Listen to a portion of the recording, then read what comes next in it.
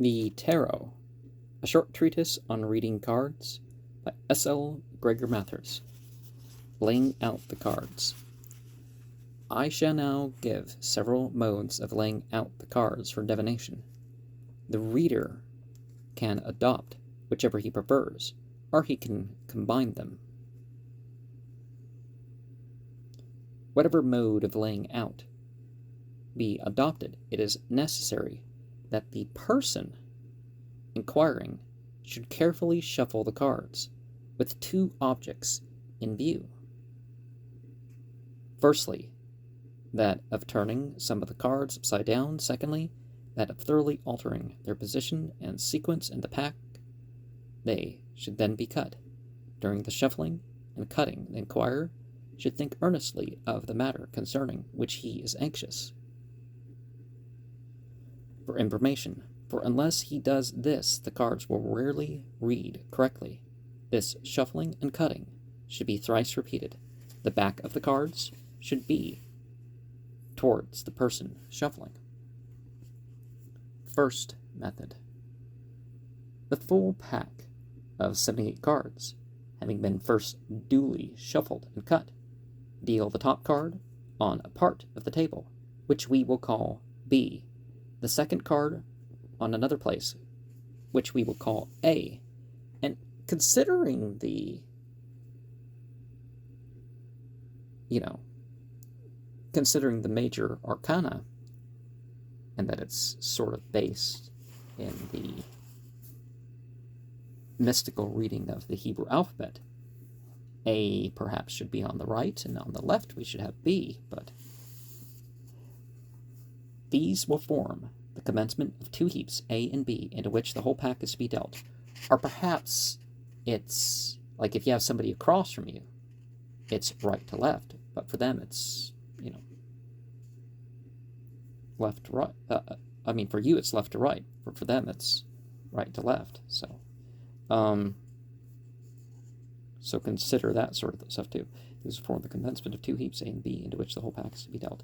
Then deal the third and fourth cards on B, the fifth on A, the sixth and seventh on B, and eighth on A, the ninth and 10th on B, and the 11th on A. Continue this operation of dealing two cards on B and one on A until you come to the end of the pack. A will then consist of 26 cards and B of 52. Now take up the B heap of 52 cards, deal the top card on a fresh place, which we will call D, and the second card on another place, C. This will form the beginning of two fresh heaps, C and D. Then deal the third and fourth cards on D, and the fifth on C, and the sixth and seventh on D, and the eighth on C, and so on as before through these 52 cards. There will now be three heaps. A equals 26 cards, C equals 17 cards, and D equals 35 cards. Again, take up the heap of D of 35 cards and deal the top card on a fresh spot, F, and the second card on another place, E, so as to make two fresh heaps, and F, E and F. Now, deal the third and fourth cards on F and the fifth on E, and so on as before through these 35 cards. There will now be four heaps together. A equals 26 cards, C equals 17 cards, E equals 11, and F 24. Put F aside altogether, as these cards are not to be used in the reading and are supposed to have no bearing on the question. There will be no remain A, C, and E. Take A and arrange 26 cards face upwards from right to left, as before explained. Did they ever say right to left, other than I did? When this is done, so as to make a connected answer, take the first and 26th and read their combined meaning, then that of the second and 25th, and so on until you come to the last pair, which will be the 13th and the 14th. Put A aside and take C and read it in exactly the same way, and then E last. This is a very ancient mode of reading the tarot and will be found reliable. a very ancient mode of reading the tarot. That's when earlier than the 1400s is something that almost nobody can say, but it's an ancient way, right?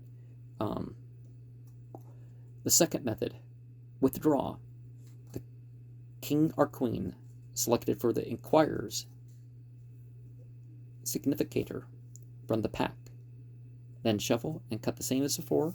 Place the significator on the table, face upwards, leaving plenty of room for the selected cards on the left-hand side of it. Now go carefully through the pack, taking the top card first, then the 7th card from it, and so on through the pack. Recommencing, if necessary, until you have drawn 21 cards by taking every 7th. Arrange these 21 cards by taking in 3 rows of 7 each, from right to left, on the left-hand side of the significator. Thus, 7 to 1, 14 to 8, 21 to 15, and significator. But you can also flip that order based on, are you reading for someone else or reading for yourself? But, well, they're not listening. That is something you do here, but read the meaning of each row from right to left, beginning with the significator, then combine the 1st and 21st, the 2nd and 20th, and so on, as in the previous method. The third method. This mode of laying out the cards is rather more complicated than the preceding. Withdraw the significator and shuffle and cut as before, then deal them in this diagram faced upwards. Now, you can lay down certain all the cards or some of the cards as like some sort of surprise or something, right? But in the middle, you have the significator, and you have card 19 and 52 on the left, 41 and 8 on the right, and we have like this big old M, but you have 2 rows up top, and these rows are of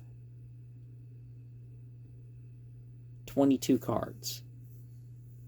So 23 to 33 from right to left. 56 to 66 from right to left below that.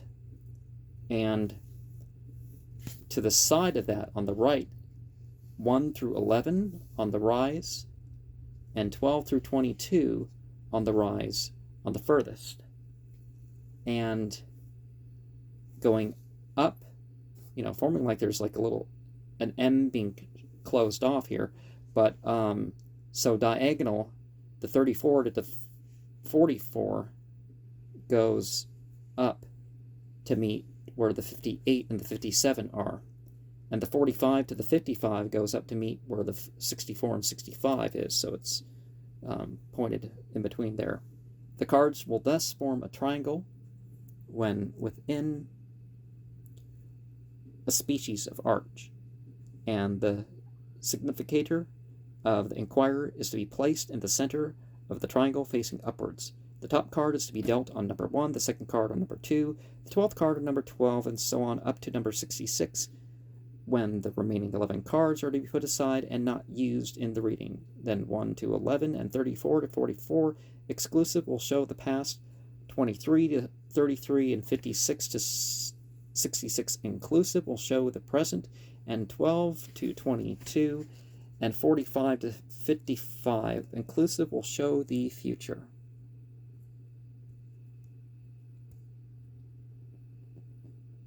Well, the point is that you put things in this context. So what will I do with this possibilities in these areas? And it's the future, but you don't X the cards you're really asking yourself, but you're really okay, just arranging the question, but the card, you axe the cards. It's like, then you get this attachment to the cards. It's like, oh, the cards are super accurate. My attachment is strong, and and if I'm really vague, and so that's the problem, limiting this to fortune telling. But then combine the significator with every 2 cards. Thus,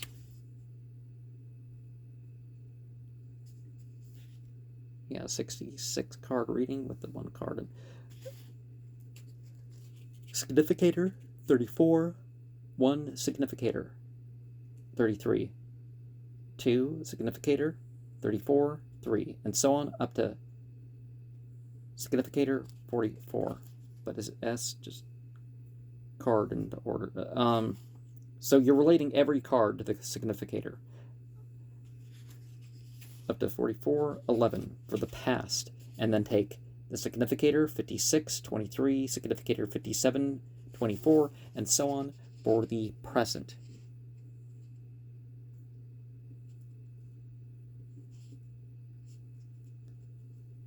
And then take significator 45, 12, significator 46, 13, up to significator 55, 22 for the future.